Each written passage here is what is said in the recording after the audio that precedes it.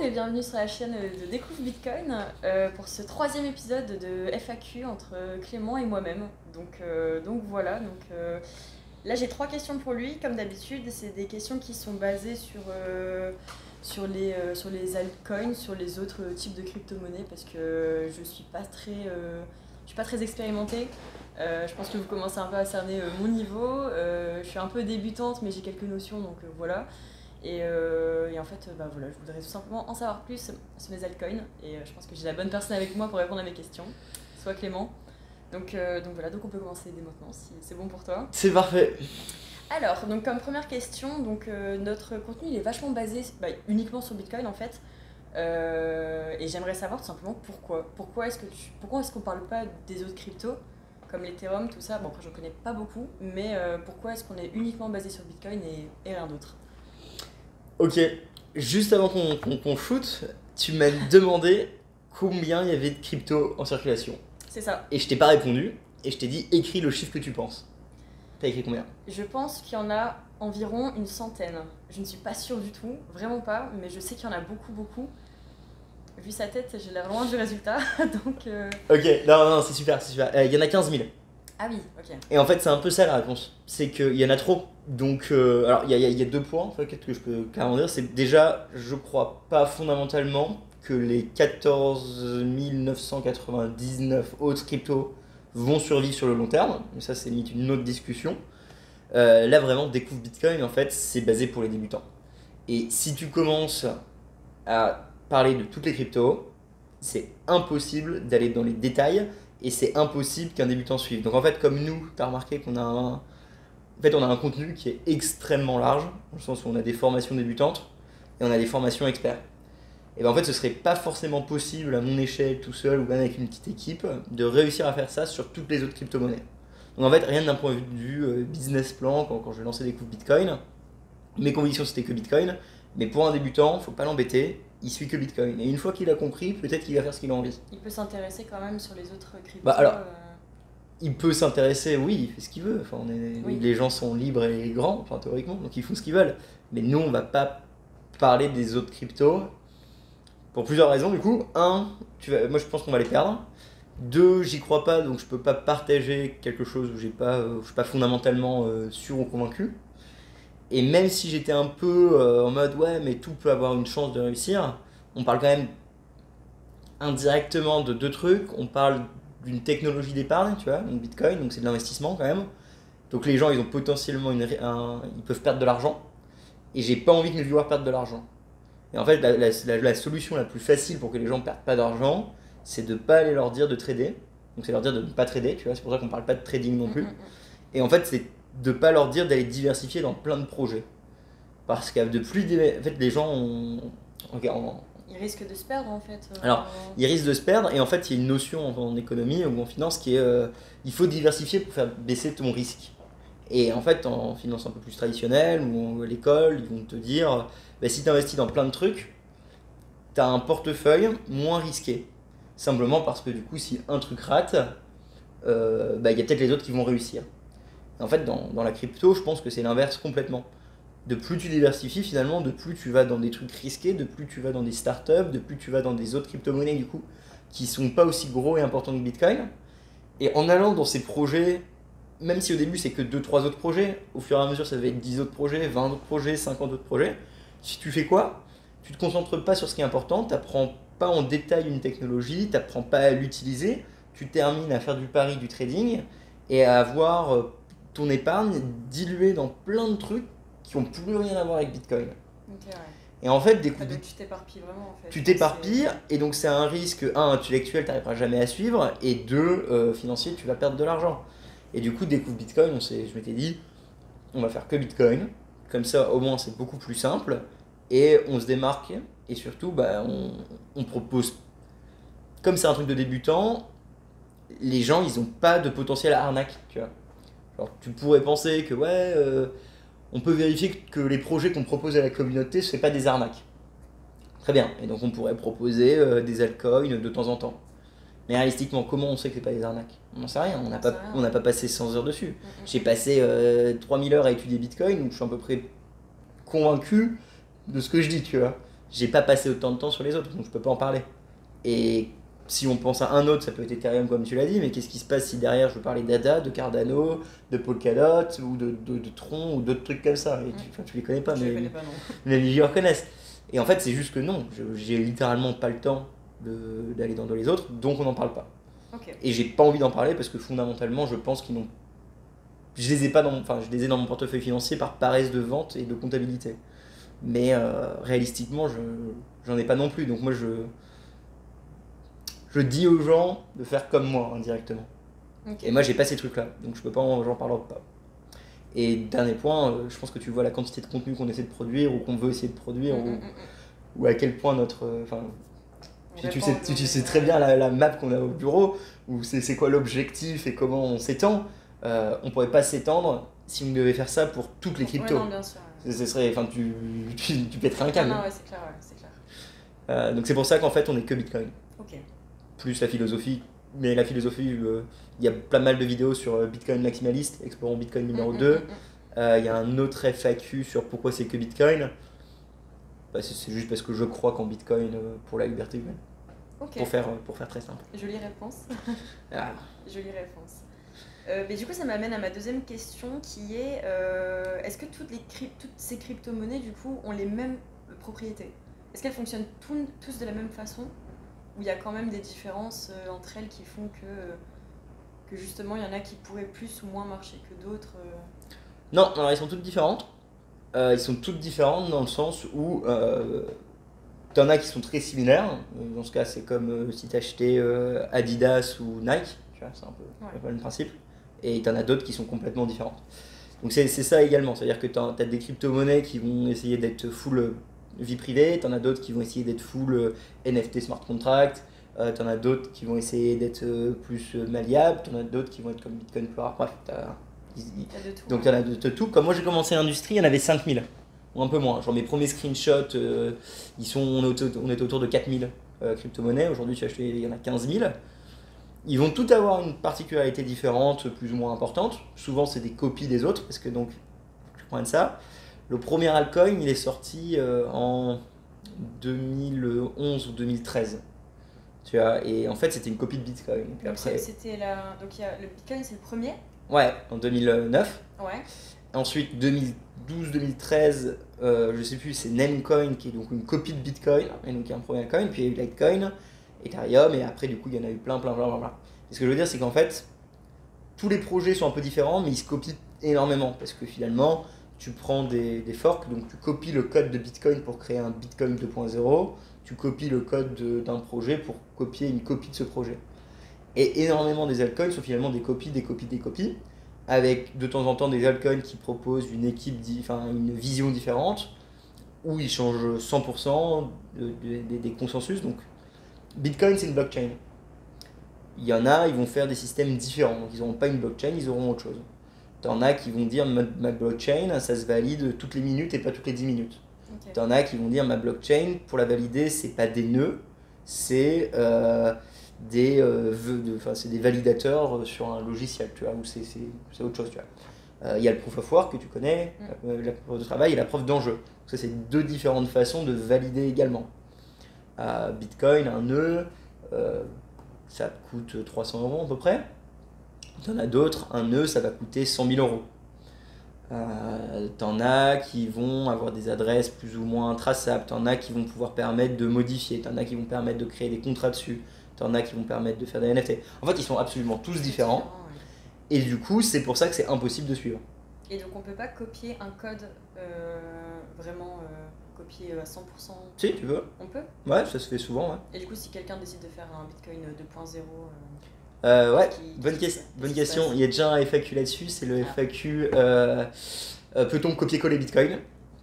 Mais du coup, en fait, c'est ça, tu peux copier-coller Bitcoin, mais tu copies jamais les utilisateurs ou le réseau. Ok, ouais, donc évidemment. Donc en fait, tu vas te retrouver avec le code de Bitcoin sur l'ordi, tu vois. D'ailleurs, regardez les stickers, comment ils sont cool. Tu vas te retrouver avec le code de Bitcoin sur l'ordi, tu vas te retrouver avec un Bitcoin 2.0, mais tu as 0 utilisateur. Donc tu dois recréer un écosystème. Et en fait, pourquoi est-ce qu'on parle que de Bitcoin, nous? Pourquoi je suis que sur Bitcoin? C'est parce que quand tu regardes tous ces projets avec une équipe marketing, alors, quand tu regardes tous ces projets, ils sont obligés d'essayer de on va dire, pas se séparer, mais se distancier des autres et de se démarquer, tu vois, ils sont obligés de se démarquer. Et du coup, souvent, ils vont devoir mettre du marketing et essayer d'innover et de proposer des trucs nouveaux et vraiment innovateurs. Ouais. Mais finalement, en faisant ça, souvent, ça fait qu'ils sont pas décentralisés, ça fait qu'il y a une équipe marketing, ça fait qu'il y a un leader.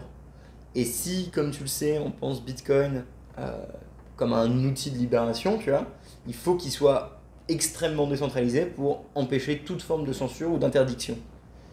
Et à partir du moment où tu as une fondation, à partir du moment où tu as des leaders, à partir du moment où quelqu'un est à la tête du projet, tu peux l'arrêter.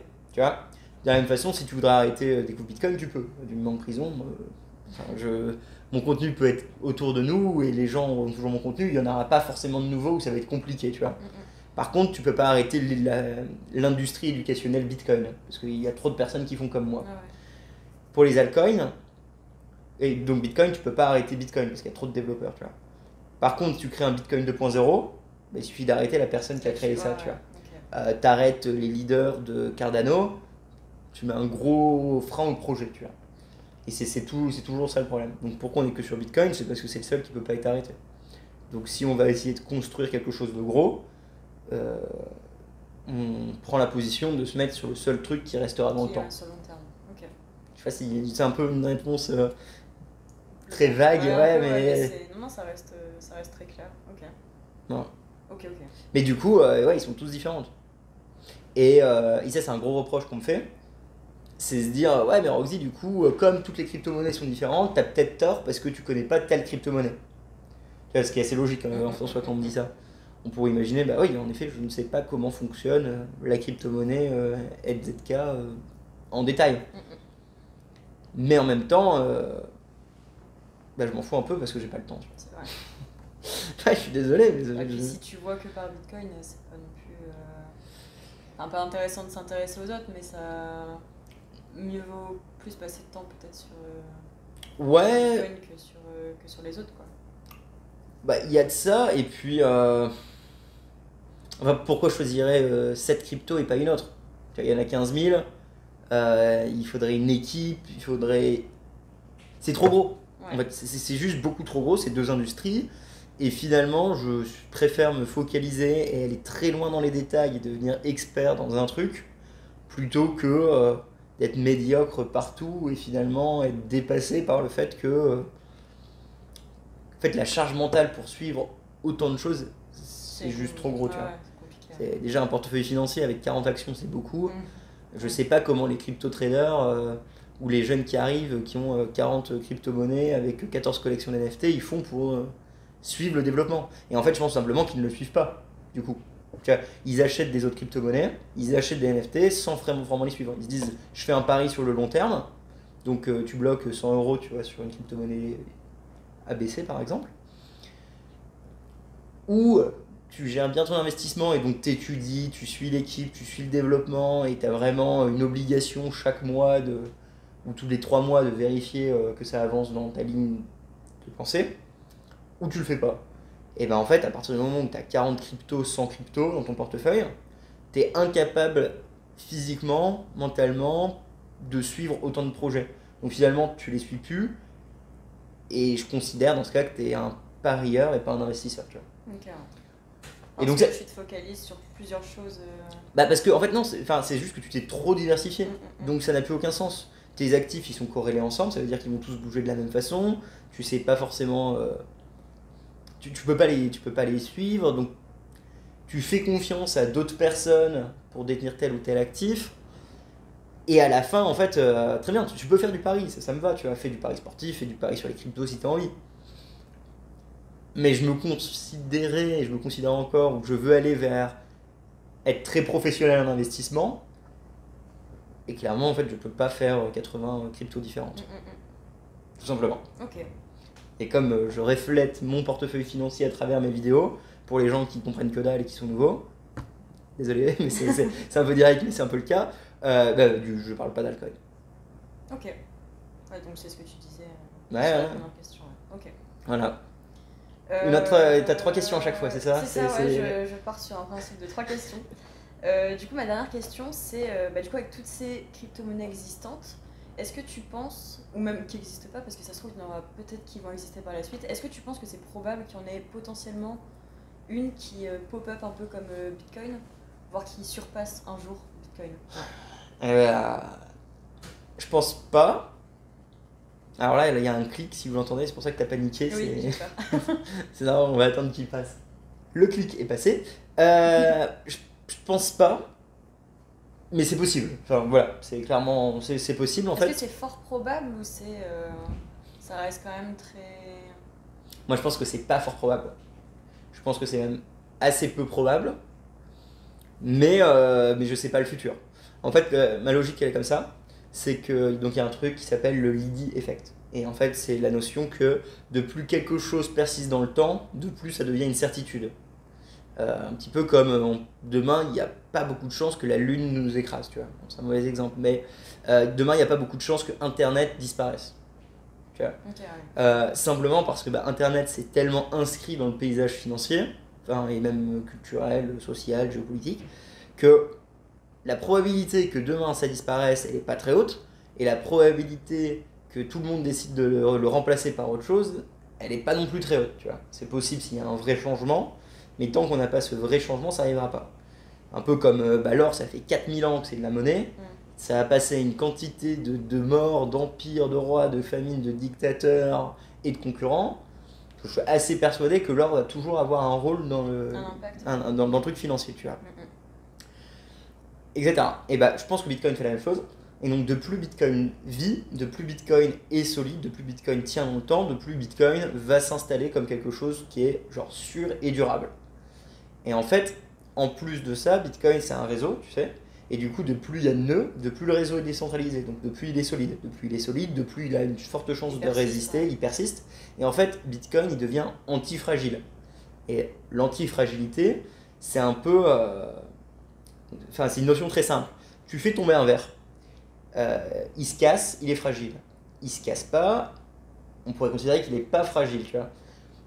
Par contre, si quand il tombe, il se renforce lui-même, il devient antifragile. Ok, ouais, je vois. Ça veut dire qu'à chaque fois qu'il va prendre des coups, à chaque fois Il qu'on va va se le frapper, renforcer, il ouais. va se renforcer. Et Bitcoin est exactement cette logique. Ça veut dire que quand la Chine l'a banni, Bitcoin s'est renforcé. Quand il y a eu la guerre des forks en 2017, Bitcoin s'est renforcé. Quand là, l'Europe propose de le bannir, Bitcoin se renforce. Quand il y a maintenant 15 000 autres altcoins, Bitcoin indirectement se renforce, tu vois.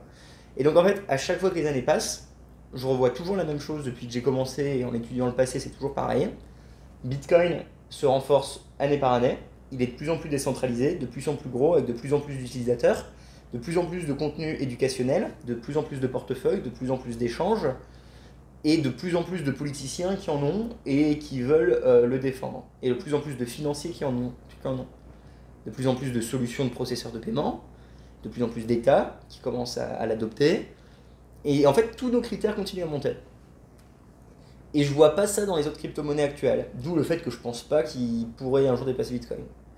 Je le vois pas dans le sens où, euh, même si pendant quelques années ou des courts laps de temps, l'adoption monte chez eux, à un moment ou à un autre, ils vont se prendre des balles dans la tête, et parce qu'ils ne sont pas antifragiles, parce qu'ils sont assez fragiles même, centralisés, et ils ont beaucoup plus de mal à repartir, tu vois. Et en fait, quand tu reprends toutes les crypto-monnaies de 2017, t'en as très peu qui sont remontées. C'est dans le sens où c'était une bulle spéculative en 2017, et ils ont craché de 99% en prix, et il y en a beaucoup qui sont jamais remontées, tu vois, donc ils sont mortes. Et il y en a quelques-unes qui sont remontées. Bitcoin, lui, à chaque fois qu'il monte et qu'il descend, il remonte, parce qu'il devient de plus en plus fort, de plus en plus adopté.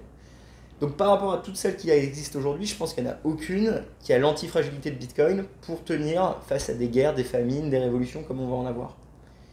Et est-ce que c'est dû aussi au fait que Bitcoin ce soit un peu la crypto-monnaie de référence, enfin, parce que moi je sais que c'est la première crypto dont j'ai entendu parler. Ouais. Est-ce que c'est parce que c'est aussi un peu un effet, pas de mode, mais... Enfin, je pense que quand on dit crypto-monnaie aux gens, ils pensent assez rapidement à Bitcoin. Ouais. Et du coup, c'est pas une mode, justement. Et en fait, c'est pour ça que ça peut tenir dans le temps. Il y a la mode des ICO, il y a la mode des NFT, il y a la mode du métaverse, il y a la mode des DAO, il y a des modes dans le milieu de la crypto, tu vois. Bitcoin, c'est pas une mode, c'est une référence. Et en fait, comme tu le dis très bien, je suis d'accord avec toi, ça joue clairement. Comme ça s'est instauré comme étant le leader mondial, il y a moins de risques à s'installer sur Bitcoin. Il y a moins de risques de créer ta boîte sur Bitcoin, il y a moins de risques d'acheter du Bitcoin. Donc finalement, comme il y a moins de risques, il y a plus de gens qui se mettent dessus et ça renforce, sa position de leader. Tu vois. C'est un cercle virtuel. Ouais, c'est ça.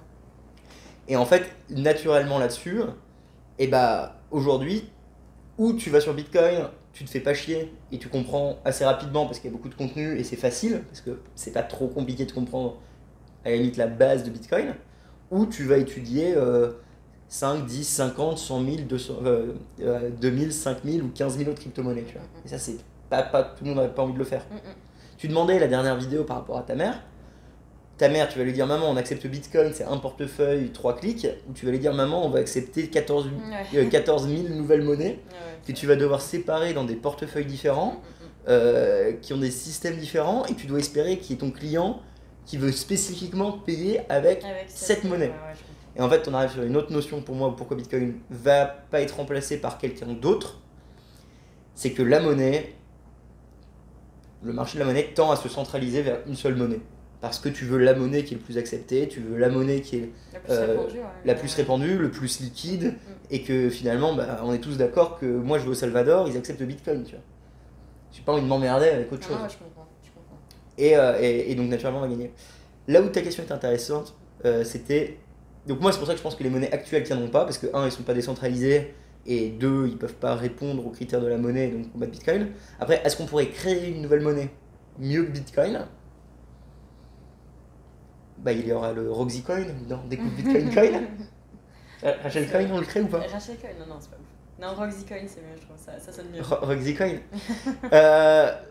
Non, en gros, toutes les monnaies qui vont être créées aujourd'hui, toutes les crypto-monnaies, sont créées dans le but de faire de l'argent.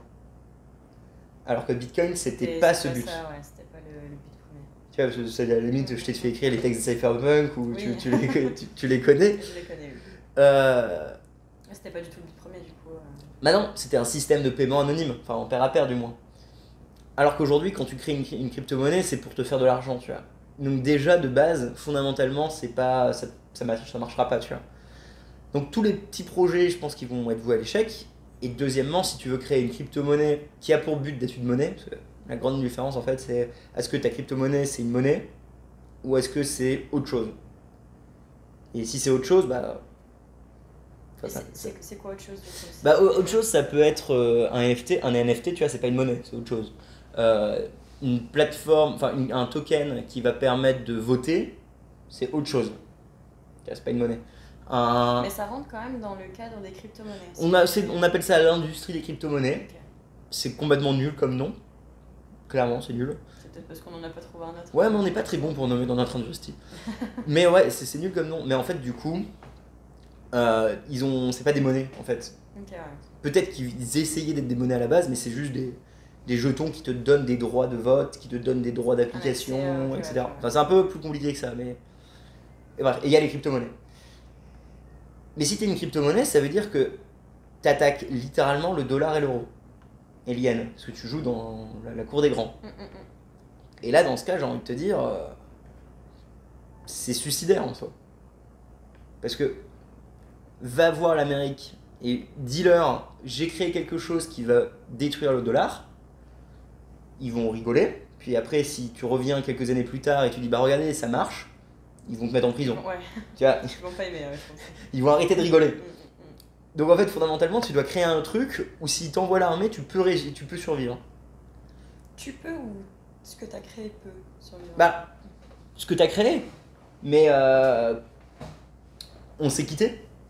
Ou alors il faut être anonyme. Il faut que... Comme Satoshi en fait. En fait, tu dois recréer Bitcoin. Ouais, c'est comme Satoshi en fait. Tu dois avoir des développeurs partout dans le monde qui sont prêts à sacrifier leur vie pour cette cause. Tu dois avoir des utilisateurs qui sont prêts à pas aller en prison. Tu dois avoir des validateurs qui sont partout dans le monde anonymes, parce que sinon c'est facile pour l'armée d'aller toquer aux portes et prendre les gens. Tu dois avoir un système de sécurité qui empêche que si les serveurs des États-Unis décident de t'attaquer, tu dois réussir à combattre une attaque informatique d'une puissance quand même d'un empire. Tu vois, c'est vachement dur. Oh, c'est clair. Et si je peux me permettre, pour pas mal de viewers qui se posent des questions, hein, quand on parle de ADA, donc ADA Cardano, c'est une autre crypto-monnaie qui a une communauté très soudée. Tu vois, à la limite, les altcoiners, ils sont sur plein de projets, donc s'il y en a un qui rate, c'est pas grave parce qu'il y en a encore 39 autres. Donc finalement, ils n'ont aucune conviction énorme, prêts à sacrifier tout comme les bitcoiners l'auraient, par exemple. Je caricature et je m'excuserai, mais c'est un peu pris l'idée. ADA, Cardano, ils ont une communauté très soudée. Donc on pourrait se dire, bah alors ADA, ça pourrait marcher, tu vois. Mais en réalité, ils ont beau avoir une communauté soudée. Quand tu parles avec un mec d'ADA, parce que j'ai certains potes qui sont ADA maximalistes, en fait. Et donc je connais plutôt bien ADA. Quand je leur dis, ok, mais demain, t'envoies l'armée dans les 3 universités qui gèrent le projet. T'arrêtes tous les fondateurs. Tu tortures Charles. Tu prends tous les développeurs, tu détruis les fonds, tu bloques les comptes bancaires, tu retires ADA de toutes les plateformes d'échange. Est-ce qu'il y a vraiment encore quelque chose derrière? Tu vois, ça paraît noir et drastique, Non, mais tu vois, en fait, si jamais vraiment tu te dis j'ai envie de le détruire, avec une coordination mondiale et une attaque éclair, tu peux en 24 heures réussir à mettre 95-99% qui travaillent dans le projet en prison, sinon tu attaques leur famille, les utilisateurs, tu coupes toutes leurs sources de liquidité, ça va faire mal. C'est vraiment réduire à néant en fait. Bah, c'est réduire à néant, mais maintenant on peut se poser la question légitime qui est ok, qu'est-ce qui se passe maintenant si on le fait sur Bitcoin? Mais c'est pas possible du coup. Bah, Justement, est-ce que ce serait possible, tu vois?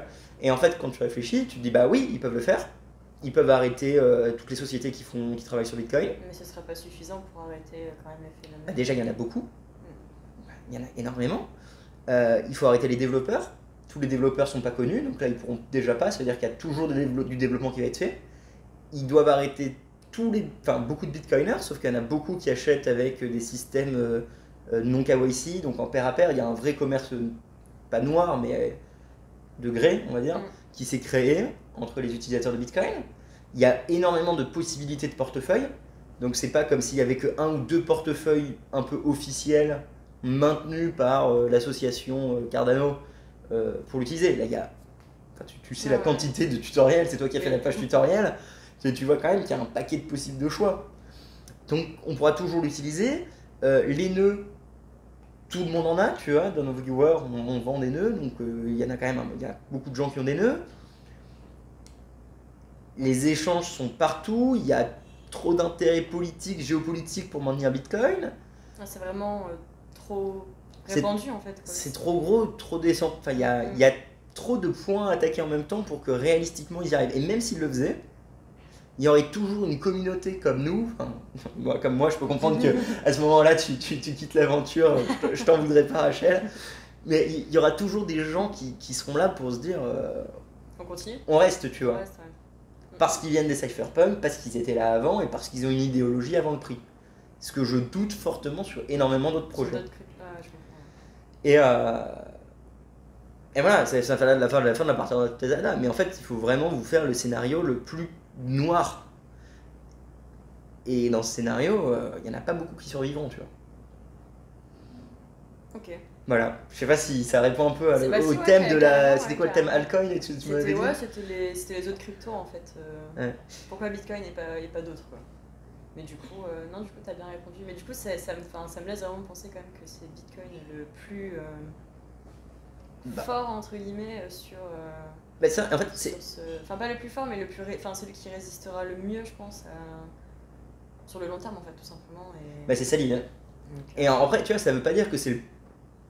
Bon, et encore, moi je dirais que si ça l'est, mais on pourrait argumenter, quelqu'un qui est un peu moins fasciné comme moi, de dire oui, mais du coup, finalement, c'est pas le plus efficace. Par rapport à quoi? Par rapport aux autres crypto-monnaies, tu vois. Parce qu'en gros, il y a une notion d'efficacité qui doit être prise en compte, et c'est se dire, pour être aussi robuste que Bitcoin, on a fait des compromis sur l'efficacité du protocole, à savoir un bloc toutes les 10 minutes, tu vois, par exemple. Okay, ou alors. On ne peut pas faire de smart contract sur Bitcoin, on ne peut pas mettre de NFT sur Bitcoin. Donc tu as plein de gens qui vont dire ouais, Bitcoin peut-être que ça répond au problème d'une attaque d'un État. Mais si derrière ça sert à rien, ou c'est pas efficace, Ça n'a pas de valeur, tu vois, on s'en servira pas. Mm, mm. Et en fait, le problème, enfin... Bah oui, si tu veux, tu vois, mais Bitcoin... Pour pallier à ce problème, Bitcoin évolue en couches, tu vois. Donc c'est pour ça qu'il y a Lightning, tu vois. En fait, ouais, ok, on n'a pas de NFT, mais clairement, c'est pas vraiment notre priorité quand on va peut-être arriver en dystopie, tu vois. C'est sympa les NFT, hein, moi j'aime bien, j'ai rien contre. Du certain défaut qu'on parle assez souvent les dimanches à l'entonnoir, tu vois. Mais clairement, quand notre intérêt c'est d'avoir de la vie privée et d'avoir la souveraineté sur notre argent, je pense que la sécurité et utiliser une seed pour micro, parce que voilà, on utilise un petit truc comme ça. On n'a pas eu le choix. On n'a pas le choix, c'est vrai. C'est plus important que des fonctionnalités un peu rigolotes. Ok. Donc c'est un peu là où je préfère que ce soit moins efficace aux yeux de la population, mais très solide, parce qu'on en revient toujours à comme, je pense que c'était là on en parlait là, j'ai pas envie de perdre de l'argent. Oui, c'est pas le but. Voilà, on peut s'en faire, mais le mieux c'est de pas en perdre. Voilà. Très bien dit, c'est une belle morale de fin finalement. Ah bah comme quoi, putain tu deviens de plus en plus à l'aise hein. Tu te permets des punchlines, c'est bien, c'est bien. Et d'exercices importants. Voilà, bah du coup je te laisse conclure la vidéo. Ah, tu me le renvoies. On inverse. Merci beaucoup Rachel de jouer le jeu sur ça. C'est quoi la semaine prochaine ton thème? Tu sais pas encore?